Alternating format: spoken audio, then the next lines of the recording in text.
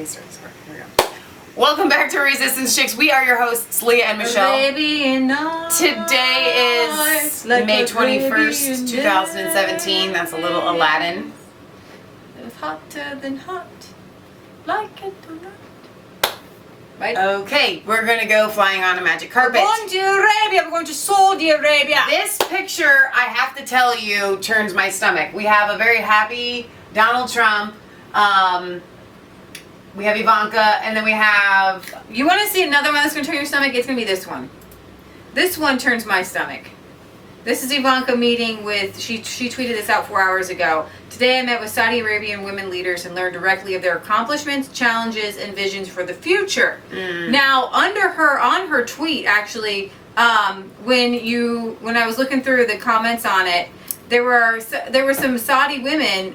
This was somebody saying the life of women is very bad in Saudi Arabia. They cannot drive the car. They can't do anything on their own except with a male. And then there were other women. Somebody said this is unfair, where Ivanka can go about without a headscarf, and this Saudi Arabian woman is arrested by morality police and now faces being lashed for not wearing hijab. Now, we're covering two different stories. I don't know if we're going to cut this up, just do all Saudi Arabia in one video. Yeah. Donald Trump's speech was fantastic. Yes. It was powerful. Yes. It was to the point. Yes. And they looked like they were being whipped with a wet noodle.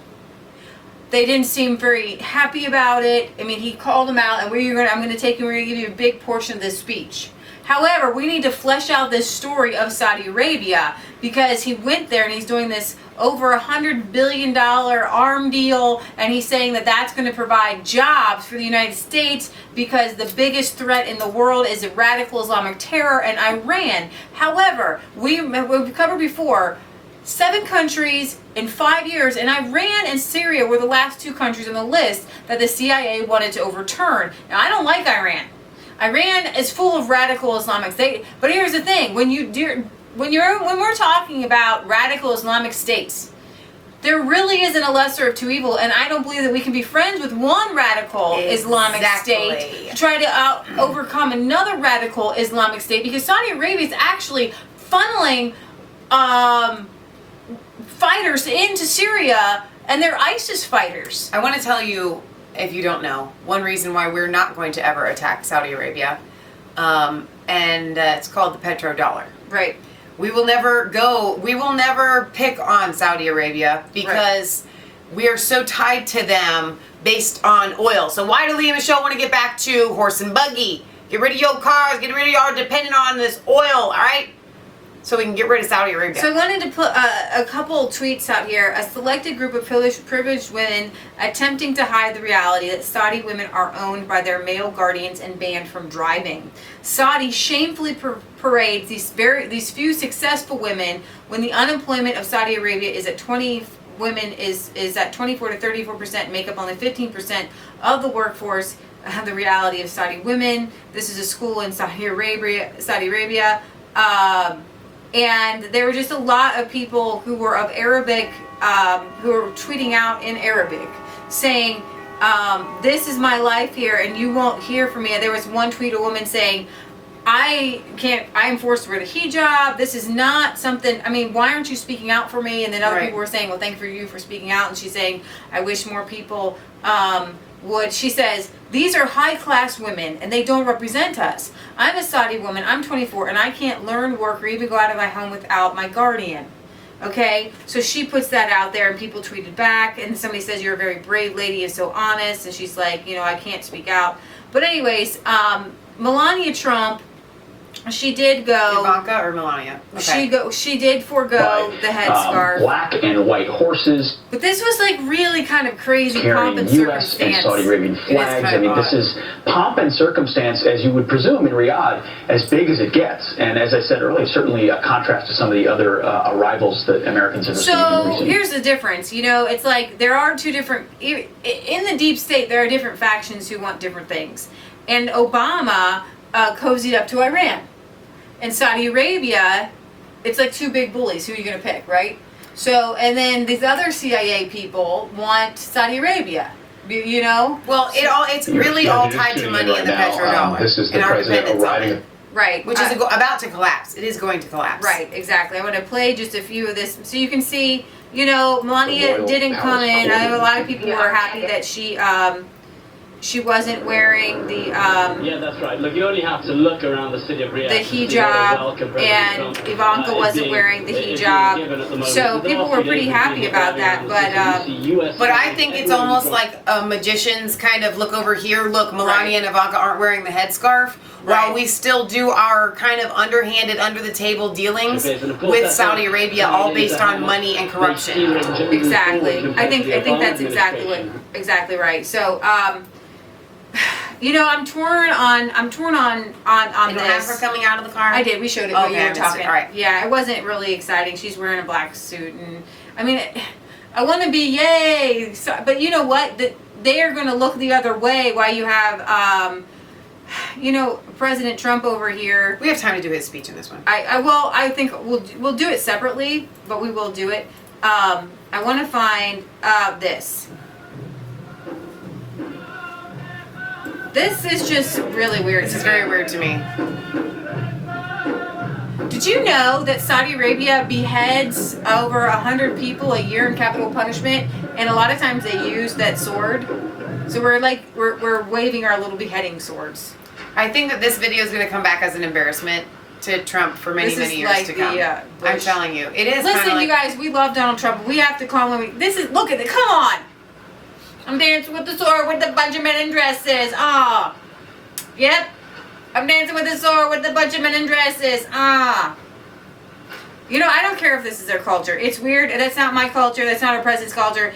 And he just looks daggone funny. Yeah, he does. He looked funny. And I just don't know how you can dance with the devil, because to me that's what it seems like what they're doing. Melania thought it was funny. Watch this. She thought it was, no, and that's just the thing. You can't dance with the devil. I ain't dancing with the devil. I don't care what kind of arms deal we need. I don't care what kind of... I'm happy to see Donald Trump dance with Barney. I mean, seriously, that would be funny and I'm all with you. But when you go to dance with the devil, I do have an issue. Right, and so the question is, why is Trump ignoring Saudi funding of the terrorism, including 9/11? Exactly. Remember, our Congress overturned Obama's veto of the victims of 9/11 being able to sue the state of Saudi Arabia because the people came from Saudi Arabia. We've already covered this. Yep. But besides the world being the world's second largest oil producer, Saudi Arabia is considered the largest source of Islamic terrorism funding. These millionaires, these billions of oil. See, actually, the weird thing about it is that the oil that we buy pays these guys, and then so we're actually funding our own demise. Pretty much. You could say, terrorism. A little bit. So the deeply entrenched Wahhabi, Sunni Islamic culture. There are different kinds of Muslims.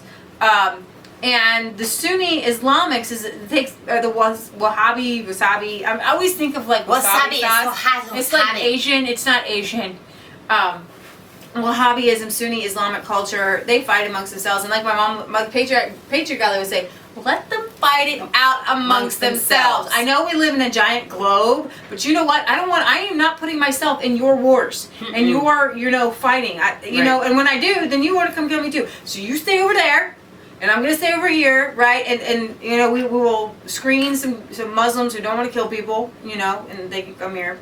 All right. So, anyways, the billions of dollars a year go around the world to indoctrinate people into their extreme version of Islam. They have so much money. They indoctrinate U.S. soldiers who actually lobby Congress to try to get rid of the ability for the 9/11 victims to sue. Right. There was actually a letter written in...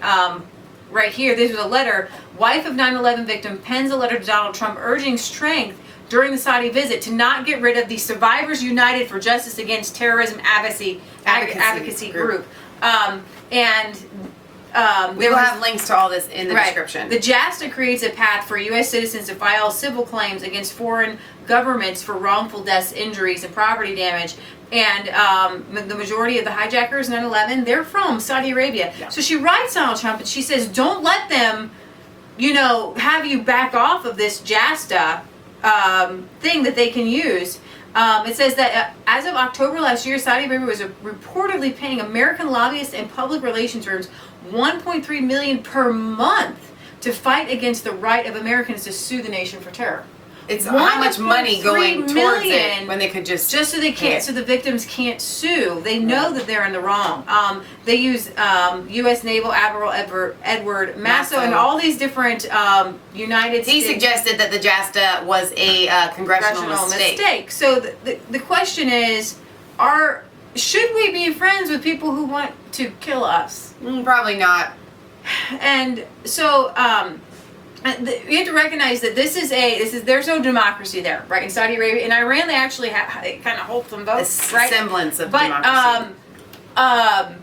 They have a royal family and they have these princes. I mean, this is like archaic. Yeah. Okay, this is archaic. I believe it's like the only kingdom in the world like this today.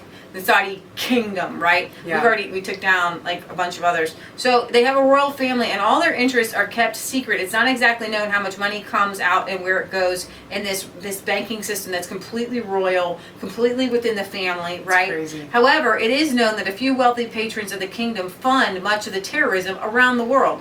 Groups such as the Lashkar-e-Taiba, who were behind the 2008 Mumbai attacks, maintain sophisticated multinational networks on a budget of as little as $5.2 million a year, solely funded by the Saudis. Imagine how many more of these extremist billionaires fund. Worse, everyone knows that the immense wealth of the Saudi Arabia was behind the funding of the 9/11 terrorists. Even Donald Trump has accused the Saudis of being behind the attacks during his campaign, making his current trip really strange, right? But it does make sense to me because once Trump became president, I'm sure he was filled in on things that even he didn't know. One of those being, we bow to Saudi. So the You just do. That's what you do. You're the president. I'm sorry. You just need to know we bow to Saudi Arabia. Our economy will You can do whatever else you want. You can build a wall, whatever. They buy these petrodollars and our economy, like all of our TVs and all of our credit cards, we lose everything. If we cut ties with Saudi Arabia, the dollar dies. It dies. The death. Yeah. The 9/11 Commission went, which we want to happen. We start all over, buddy. I mean, that's we want. Yeah, we're fine with that.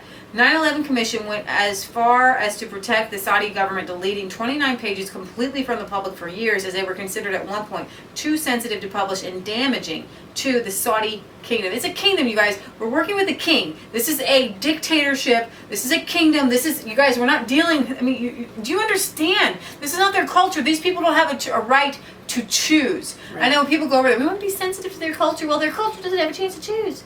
However, it was recently declassified and pointed to a serious Saudi involvement in the attacks. The report says that the hijackers not only received support from Saudi Arabia, but in one case met with 2 Saudi intelligence agencies.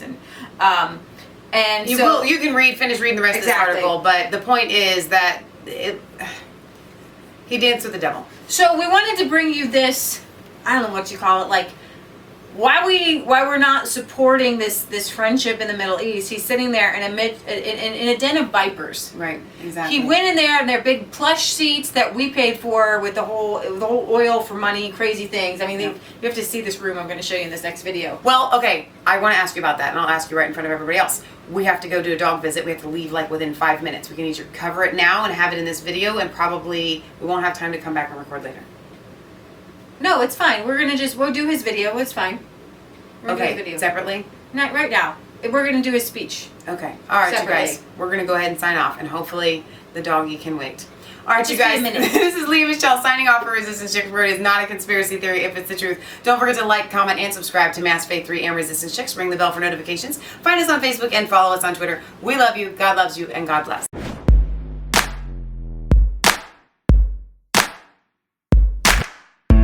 I was cold all alone. No place for home every day. So afraid, but you called my name.